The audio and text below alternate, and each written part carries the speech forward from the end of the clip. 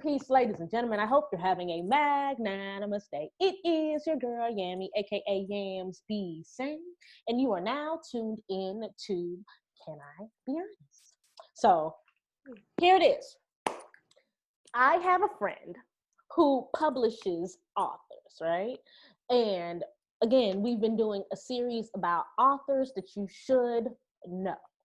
And one of the people that she told me that y'all should be knowing is Miss Tavis Taylor over here, looking fabulous. You see her.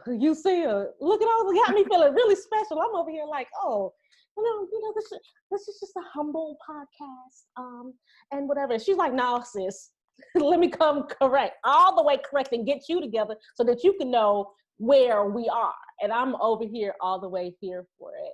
So, ladies and gentlemen, I would like to introduce to you someone who I am going to get to know as much as you're going to get to know in this kind of moment, Miss Tavis Taylor.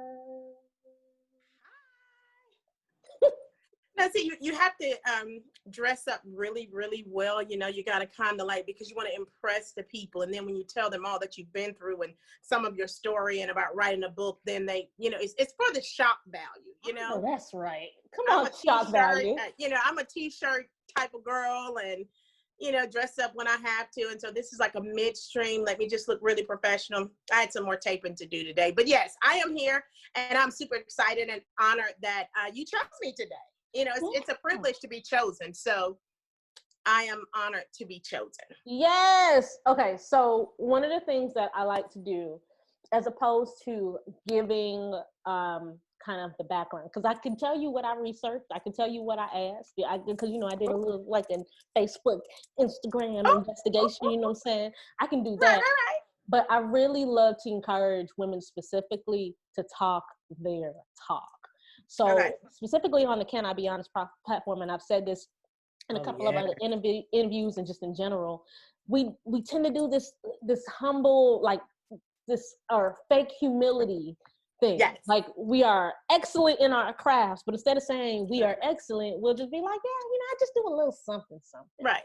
So Miss Taylor, if you could, for people who are not introduced to you, who are not following you on social media, have never read your book, talk that talk and tell us who you are. Okay.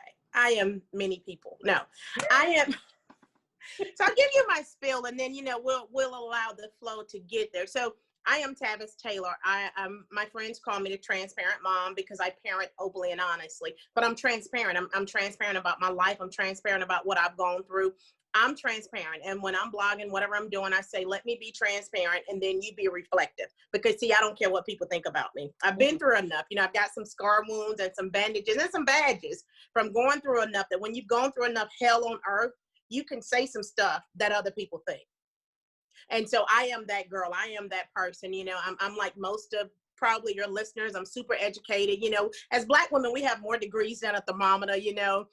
We try to figure our life out. We try to figure out what we're going to do. I have 2 sons, 2 different baby daddies. And you know what? Here I am. This is who I am. I love helping people, though. I have a heart for God's people. I have a heart to help people. If you say you stump your toe, I'll say I'm grateful you didn't break your knee. That is just, there's always a positive spin that you can put on something. And so I really love working with people in their mindset. If we can shift your mindset, then we can shift your entire life.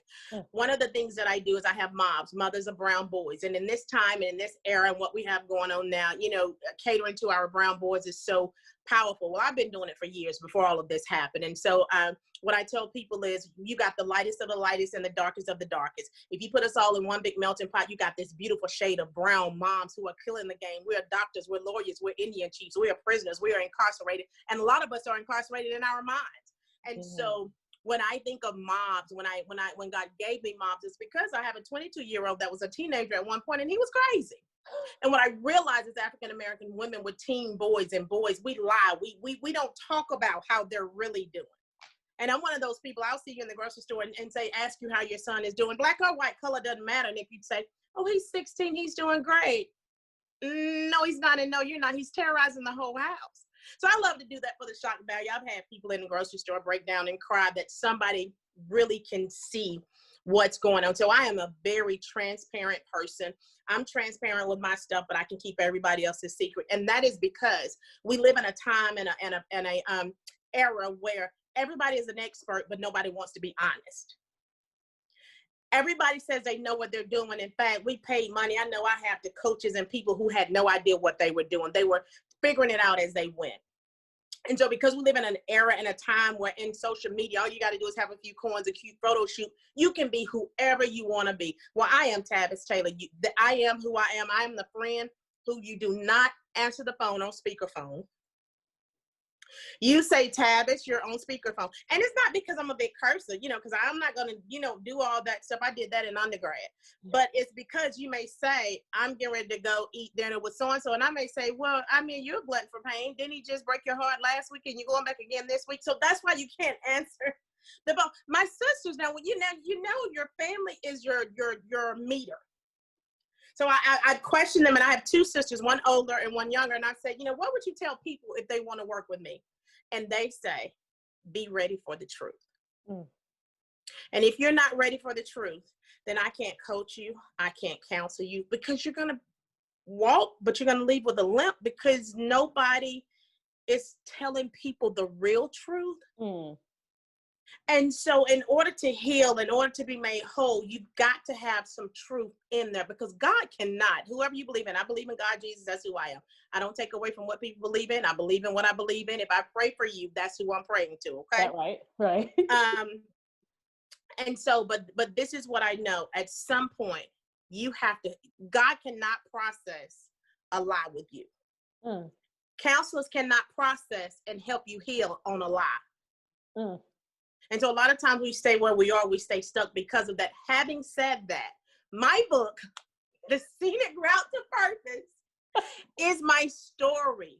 It is from childhood up until about maybe 3 years ago. Okay. And I wrote that book because, number one, I was told, if you don't, God wants your story. He needs your story. He needs your story. He needs your story. And people that have read it have really, they've cried, they've laughed, they've even gained faith again, because we're in an era where faith is waning, whatever that looks like for people. Yeah. And so, in getting that story out, and I promise you, if it wasn't for, I got to give a shout out, Danielle Butler, that book would not be out. Okay. Wait, before you go any further.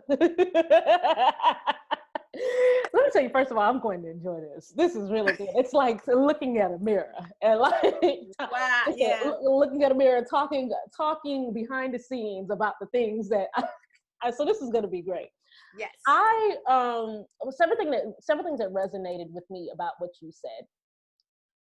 I have a child. I have a daughter though, but I have said for a very long time that I've wondered if a lot of the things that we've seen in young men, specifically how they relate to black men to black women, let's say black men to black women, has been the result of the pacifying that us as black women have done to the men that we raise, right?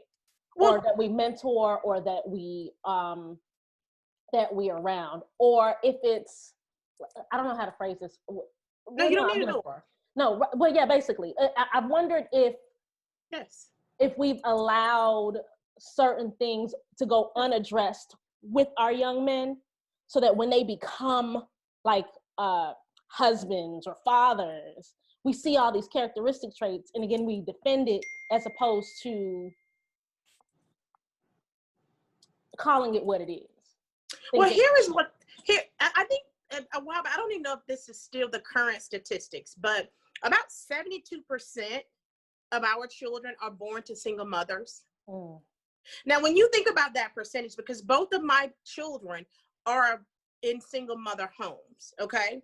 Now, have I worked very hard to fight the statistics? I have, but I will tell you this. There is a percentage, because I'm going to use my words wisely, because being ripped apart is just not I'm not in the mood for that. There is a grand percentage of moms who parent brown boys from a place of guilt.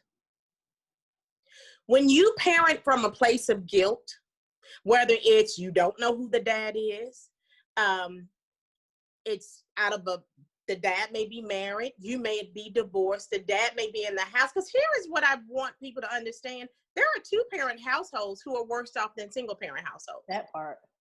And so what I find is a lot of people parent from a place of guilt. Well, you know, his dad is not here. And you know this. And you know that. What's the alternative? Finding the mentors. You know, if you know what the statistics are, because here is what I know for a fact, you can't buy it away. And that's what I found sometimes. So yes, there is a lot of pacifying going on. And so when they become grown men, I'm watching it with my 22-year-olds. Now, I didn't coddle him. I was very firm with him. And there was a medium there, and I missed some stuff because you're not going to get everything, right? 100% get everything. But the one thing I was clear on is having an open line of communication. Ooh. And that open line of communication may mean he may come in and say, be honest, Mom, I think I may have something, her private part was stinking. That ain't what he's saying, but that type of thing. So it's number one, having that open line of communication. Number two, understanding that you can't buy them into happiness or buy them into manhood. Number three, you got to chin check them.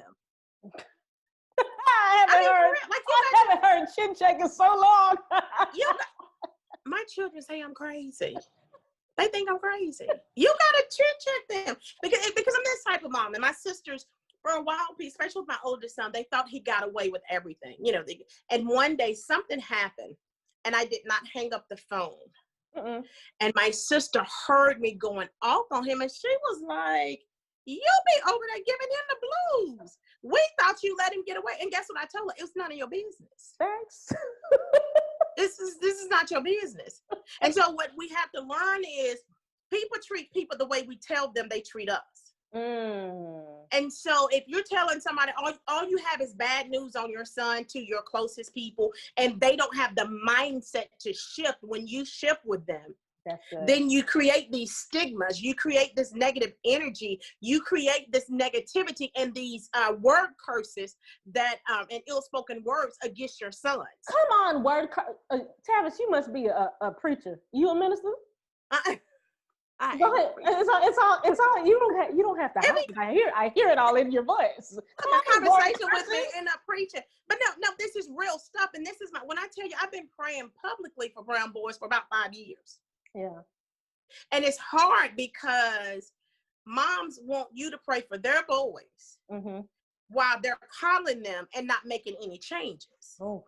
Now, I'm not going to keep taking these direct hits from Satan and you still doing what you're doing and you lying about who the daddy is. Now, I'm going to need for you, if we're going to pray about it, we're going to have to bring it all to the table. Bring it all up, because I need to know what I'm fighting. Because, man, my children are taking hits because your child is somebody else's dad. No, we're not doing that. No, but that's a good point. So it's the parenting from a perspective of a broken place, of brokenness, and in addition, and it's leading to these broken men, boys. or it's same thing with women too. It's not just the boys, but we're talking. No, it's the same thing.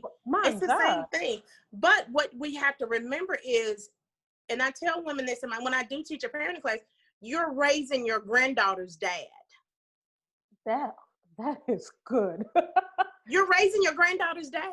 See, so it's all about language, because when you put it into perspective, people see things totally different. Yeah, that's you're raising your granddaughter's dad. How is that what you want? Do you want? He's gonna be somebody's husband one day. What are you gonna say when she calls?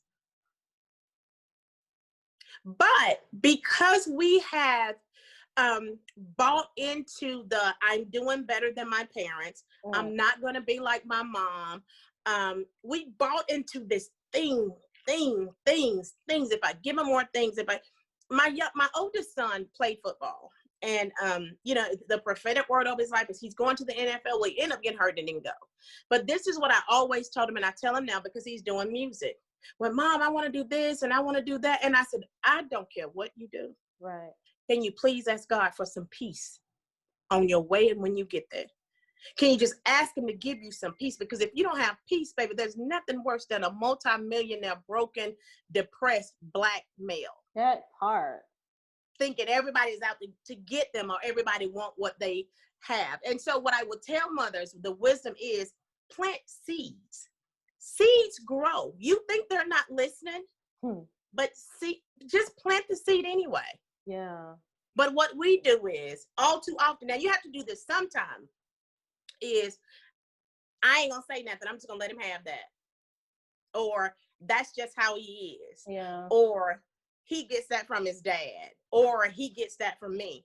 Okay, well, what are we gonna do about it? How are we going to, that's perfect. That's a perfect segue into the development of your story. Now, I know we're gonna kind of get into the details of your book, but talk about kind of what led you to wanting to create your book. Tell us the book title again, and then lead into what led you wanting it to happen. Well, the book is A Scenic Route to Purpose, a story of tests, trials, and triumphs. And can I just be honest? I had to say that. Please. I just had to say, can I just be honest? So the original plan to write my book, I was in Fulton County Jail serving time for taking like a whole lot of money from the government. And I was sitting there with my master's degree self, right? Oh, cool. Very educated. Oh, black woman magic. And I just remember thinking, if I got caught up, and if I'm going to have to serve this time, then I want this story to bless as many people as possible. Wow, you brainstormed this idea from the jail cell? It was years ago, 2003. Wow. It was the original. Yeah, that was the original. You know what? I'm going to write a book. Wow. And I've always wanted to write a book. Now, did I know it's going to take these twists and turns and all of that? No. I thought it was going to be nice, cute, prim, and proper.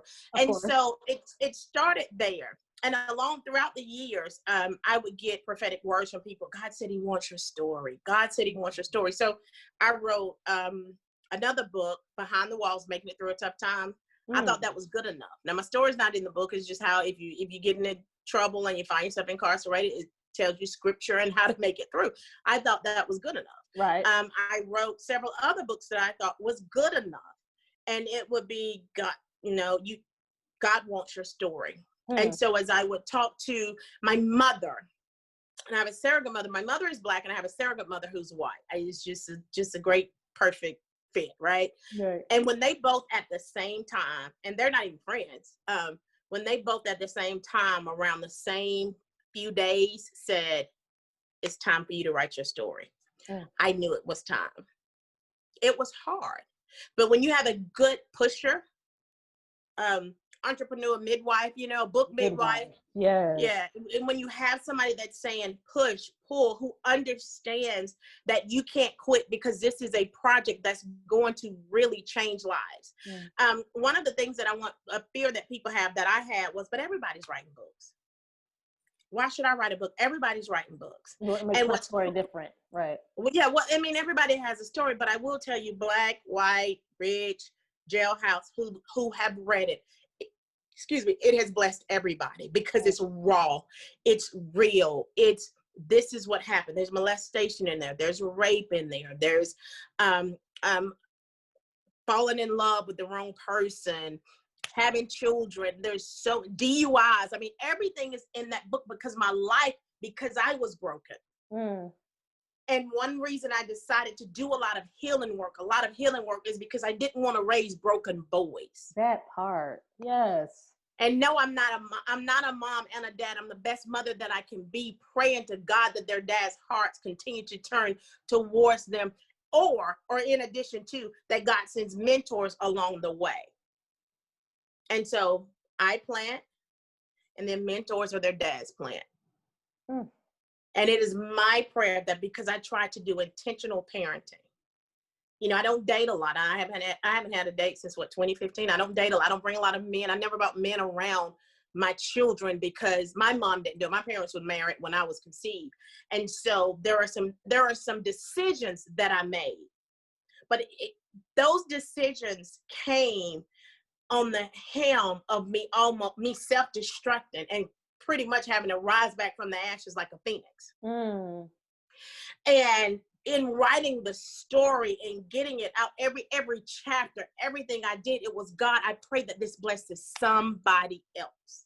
It was hard. It's going to be hard to write it, but I was brutally honest. And when you can be brutally honest with yourself, that's one thing. But when you can be brutally honest with the world who's going to judge you, that's another thing. The interesting part about it is when people ask me about the books and the parts that stick with them. Mm. So somebody may relate to, I've gotten inbox messages of women who've never told about being molested. Yeah. I've gotten inbox messages from women who had abortions when they were in college and they never told anybody. And it's just been, one woman thought that's the reason that God was punishing her for that abortion is why her womb was closed. Honey, we prayed that thing open and she had a baby. No, it was your mindset. So it's those things. And so in putting it together and you having somebody to help pull out that can read through, see past the 3 sentences and it become an entire page because there's so much more there. That's what was vital for my story. And I must tell you, out of all the books I've written, it is actually a really good book. Is that like, talk about how you and Danielle Butler connected? So we connected in, for lack of a better word, we hang in the same prophetic circles. Mm-hmm. So her aunt, we met at a prophetic power call, prophetic event, so to speak. That's where we met. And I remember them saying that, I think I remember them saying that she helped people with books. And I can't remember if I think I reached out to her, but she knew that I would, like, she knew we were supposed to work together because, you know, she has a gift. Yeah, so she knew we were supposed to work together. And she was patient. Mm. She was very patient because that took a lot. Now, I would, you have a lot to give, right? Even in listening to your story, just the small snippets that you provided, it's easy to say, oh, this book was easy, but you're saying that it wasn't. So talk about maybe the journey to writing and to unleashing the things that you had in you. Well, writing, it was one of the hardest things I have ever done. Mm. Because I could flippantly tell you what I had been through. Yeah. You know, I can say I was raped, I was molested, I was this.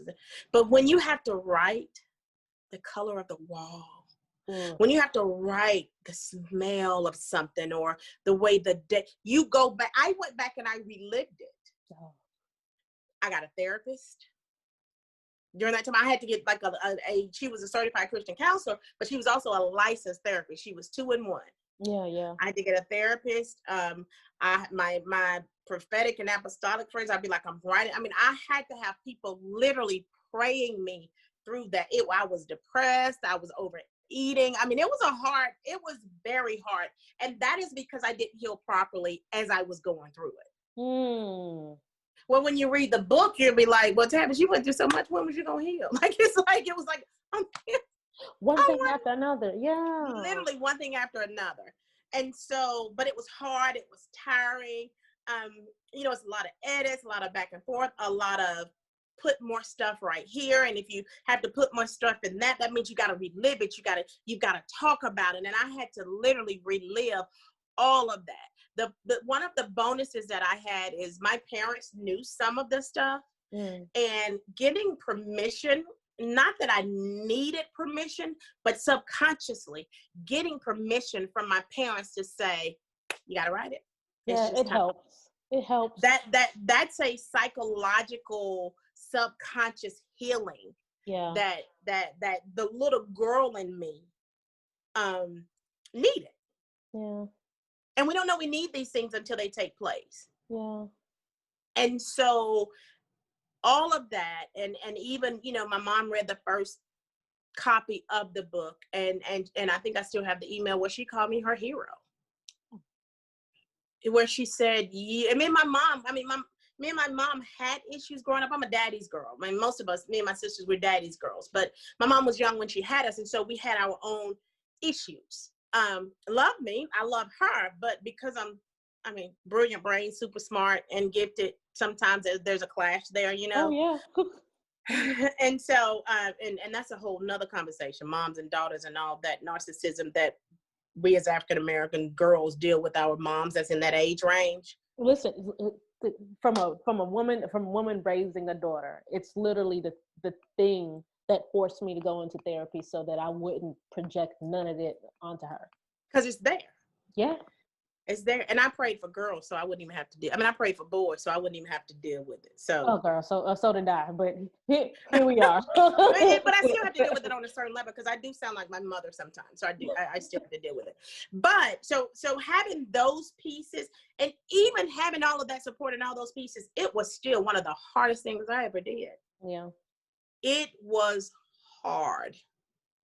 And so, but we made it to the finish line. I think I was 3 months late.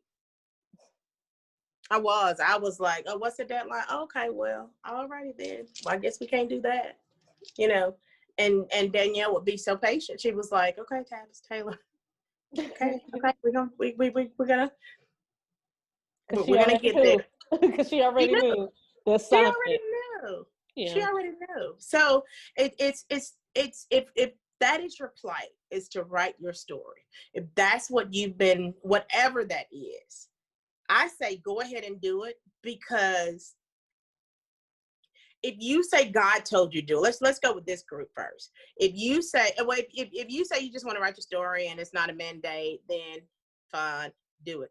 But if you say that God, and I'm going to go back to my Baptist roots, the God of Abraham, Isaac, and Jacob told you to write your story, it's going to be hard.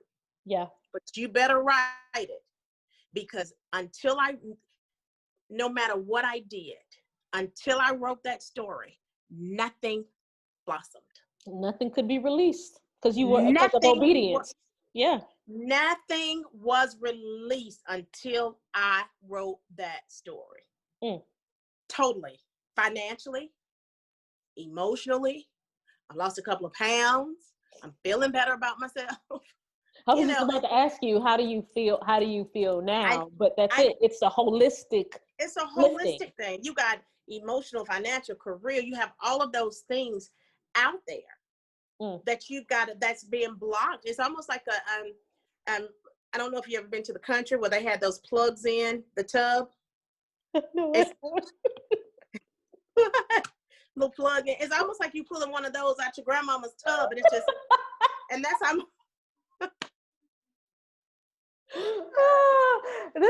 You're funny. So everything is stopped up. You are constipated in the realm of your gifting or in the realm of your purpose, because you won't release what you're supposed to be released and take the time to write the book. Let me tell you. I'm sorry. Let me tell you. I'm going to put on my Oprah hat real quick. Okay. You mentioned being incarcerated. Yes. Is that something that you feel comfortable talking about? I can talk about whatever you want to talk about. So just because I don't think I would be a good investigative journalist if I just kind of let that. Oh, the girl said that she was arrested. Where was she arrested? How did she get from being arrested to, a great author with social media platforms, a good deep face? Come on. Yeah. So let me tell you this little story. I'll tell you the short version. I was working for a major university. Right. And so let's just establish I have a brilliant brain. That's my gift. I can't do your eyelashes, your eyebrows. I can't fold towels. I don't even know how to fold that fitted sheet real good, so it's a little balled up. That's not my gift. But I have a brilliant brain. And so I worked for a major university. And mind you, they didn't catch me. Somebody told on me. Now I'm grateful they told on me. But I added people to the payroll who did not work. And this girl got mad because I wouldn't add her new boyfriend. She had a new boyfriend every 3 weeks to the payroll. And I was in the elevator and so on. And she wrote a letter to the public affairs and told them what I was doing. Now, she didn't know the magnitude of what I was doing, but she wanted to get me fired. And so she wrote a letter. Now, I saw her write the letter. And then when I came home, it was proven because somebody wanted us to work on a project together. And she said, well, she didn't know it was as big as it was. And I said, well, I don't want to work with it. But anyway, so that's what I did. That's what I did. I added people to the payroll who did not work. I was so wrong. It was so wrong. My therapist at the time called it Peter Pan, robbing the rich for the poor. And I'll tell you, I was 26 years old. And it was funny because sometimes you have to watch the level of authority and power you give a person who's not mature. And I remember one of the guys I worked for, his best friend was coming into town for his wedding. And he scheduled some meetings 2 days before the wedding so the guy could come in and work on the project. My signature alone got that man his $42,000 check cut in 2 days. And that was the start of, oh, I got this kind of power. And so there are people who got off welfare. There are people who I feel so bad because I set some people up for failure, because some of those people will never make $25 an hour or $50 an hour. Yeah. And it was a lot of people through the years. Am I grateful I got caught? Yes, because I would have gone somewhere else and did the same thing. Yeah. Has it been horrific? When I tell you it's been read the book, it's been horrific. Yeah. That mistake I call that the mistake that keeps on giving. I regret it. I embrace it, but I'm a much better person afterwards, because I was a real piece of work, like a real piece. I'm just a piece of work now, but I was just a real piece of work. So I did that, but because I had so much brokenness, because I had so much, imagine coming home and you can't get a job. You worked, you got your master's, you've done all this. They say, go do your time and come home, and you still can't get a good job. Yeah. People are looking at you like you're crazy. People don't want to work with you, because if you can manipulate a university system, then what can you do to my little company? And then you got people that would hire me for projects and not pay or underpay, but I'm taking the pay because I need to take care of I only had the one son at the time, because I need to take care of my son. So I'm going to take the underpay. It's just been hell to pay. It has just been hell to pay. And so even after that, I started drinking. I got a DUI. So I had to serve time for that in the county jail in 2010. And so, but when I finally sat down and said, you know what, God, here's the thing the whole time. My first book came from that second time, that DUI. And I said, you know what, God, show me in the Bible where you use people that kept messing up. Because I'm like, I don't want to do this stuff. I don't intend to get caught. All over. It's all over. Listen, baby, he showed me Moses, Paul, everybody. So I was like, okay, God, you still want to use me. And I'll tell you what, that is what made me not give up. That is what made me resilient. I was doing a shirt today. My resilience is my superpower. My ability to, because I messed up. Like, I was publicly in the newspaper. My poor parents, Lord have mercy, Jesus, just their poster child. The most educated child they have is the big school they have. Right. But what I realized later on, and is because if you don't catch that and you're gifted, the enemy is going to try to sift you as weak. Well, I was happening. Well, he didn't have to knock on my door, baby. I would open the door and be like, you coming to the party? Let's come on to the party. Oh my God, Tavis. So yeah, so that's what I did. But let me tell you something, and my sisters can tell you this, and people today, I still walk with my head held high. Yeah. I sure do. Even then I did. Now, I would go home sometimes and cry, and then I got into a relationship after that. Girl, he drugged me so much. When I tell you, I still walk around with my head up high. I don't care what I've done. I don't care, because I'm not going to serve a God like the God that I know, and I can't walk with my head held high because man said I should let it down. Oh no, we're not doing that. And so that's the problem that people that know me have. Oh, she's been through and she still thinks she's better than people. No, baby, we're gonna think we're better together, because I'm not coming down off the wall for you. I'm a giraffe, I'm not a turtle. I can see over the tree, and I'm gonna help you see over the tree. But just because you can't see over the tree, don't mean I'm gonna come down there with you. And it's been a process to get here. Yeah. I'm over the top for some. Everybody don't like Tavis. I'm over the top for some and okay for others. But I do know that there is a people that need to know, oh, you had that abortion, sis, in college. You did, and it eats you up. Yeah. Oh, yes, sis, you did that and you didn't get caught. Oh, yeah, you got, your husband don't like you and you don't like him either. So y'all have been sleeping in separate rooms for 5 years to put on this facade. How long are you going to live that way? And so the gamut of it is, I did it. I did some crazy stuff, but because I believe that God has forgiven me, I don't have to wallow in it.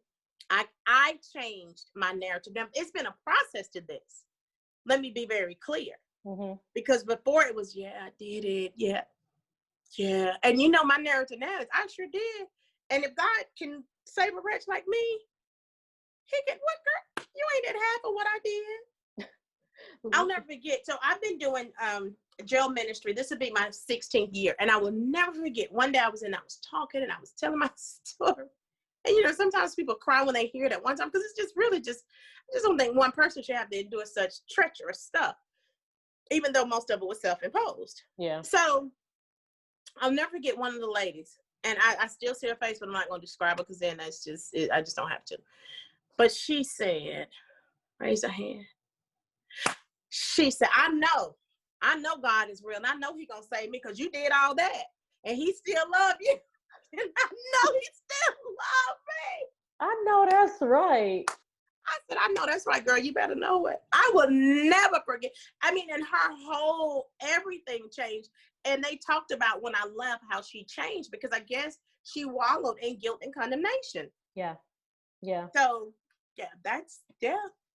Ladies and gentlemen, if you were looking for a little bit of encouragement, here it goes. Now, Tavis, I know you got a lot going on, so I'm not going to keep you, but I'm so grateful that you decided to come on to this platform. I am putting all of like your contacts and how to reach you in the show notes, but I just want you to know that, girl, you blessed me. I love it. I love it. I love it. And I hope and I pray and I believe that wonderful things are just yet to come for you in this season. I receive it. Thank you so much for being here on Can I Be Honest? Thank you for having me. I'm honored to be here. And thank you for your energy. Thank you for your spirit. I appreciate that. Oh, I loved it. Let me go ahead. Okay.